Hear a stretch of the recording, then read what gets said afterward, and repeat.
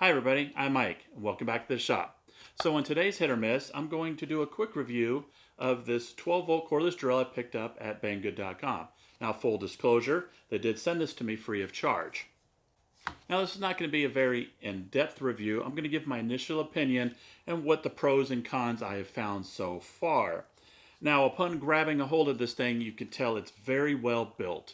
And I know a lot of people hate that when you say, oh, it feels good. But to me, that really does matter, since when you pick up something of quality, you can usually tell by its feel. Is it hefty? Does it feel flimsy?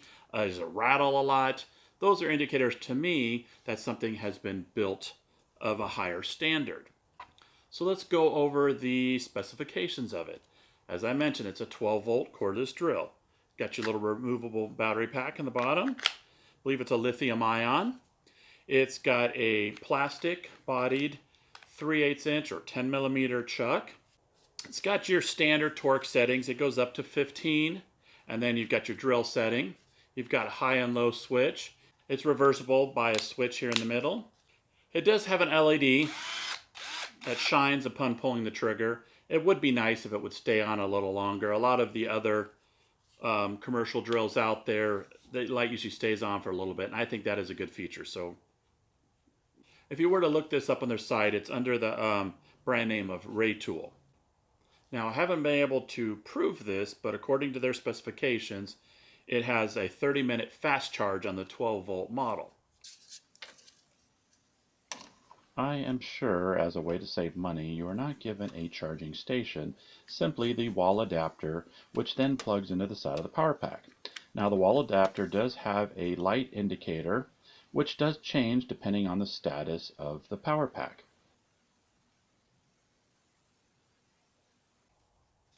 One thing I will tell you in regards to the power pack that I do like is it seems to hold its charge very well. It doesn't seem to have a lot of bleed off from just sitting down on the table or in a drawer.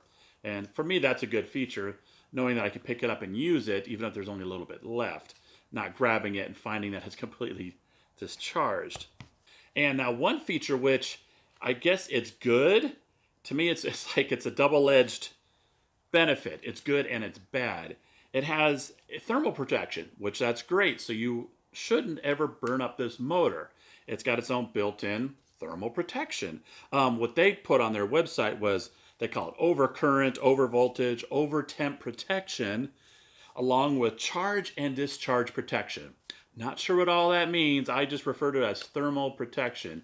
And what will happen is, and this is where I call it the bad part, say you're drilling a hole and you reach that threshold, the drill just stops spinning, even though your finger is pressed on the trigger.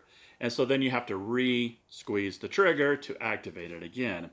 And for me, I don't like that feature because many times you might be drilling a hole, and if you're just holding the tension, it'll power through. Well, with this, it's going to shut off. They're going to have to re-squeeze it. So that's a little annoying. However, what that will mean is the longevity of this tool will be much greater. So getting this drill, my first opinion was that this is just what I call an assembly drill. It's light enough, you can fit it in a tool belt, but powerful enough that it should hopefully allow you to assemble whatever your project might be. So I set up a couple little tests that showcase how I want to use this drill. And the first one is going to be the most extreme, which will test its absolute limits. And if that passes, well then anything below that should work just fine. So let me get set up for that test.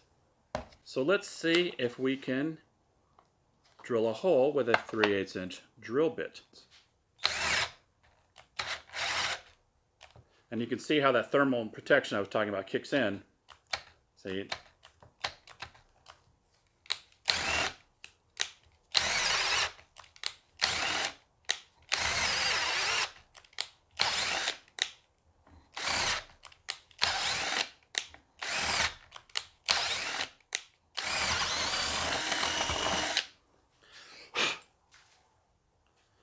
Okay, well that's close to what I expected. I actually was hopeful it was going to go through on the first try, but this was really pushing its limits. This is a 2x4.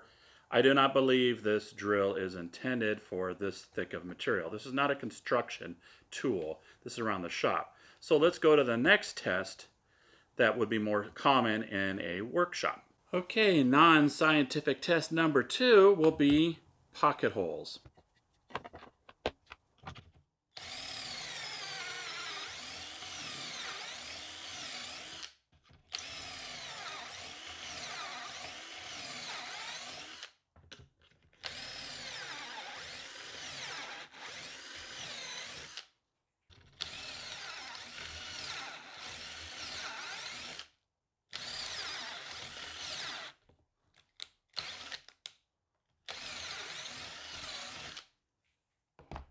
Okay, well that did surprisingly well. I was not expecting it to perform that well drilling pocket holes.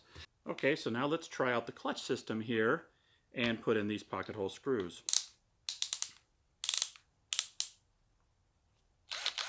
Start with a number 3 setting.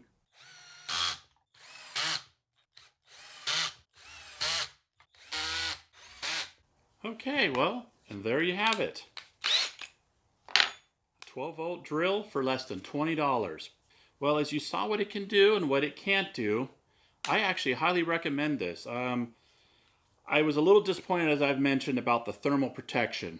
That gets kind of annoying, but after using it here, and you saw me put in some pocket hole screws, which is mostly what I'll be using this for, is for actually assembling, putting in the screws themselves, not so much drilling holes. I hope you found this video informative, and I will have in the description below links to this drill. There is also a partner to this drill. This one, they offer a 24 volt, and I'm thinking about purchasing that one as well, and then I'll have a match set. So as usual, the links below for this, and I will probably have some other links or affiliate links, and I'd really appreciate it if you'd go check out Banggood. You don't have to buy this drill, but if you buy anything on their site, it'll help this channel out by any purchase you make, and it won't cost you anything extra in the process. So until next time, you take care.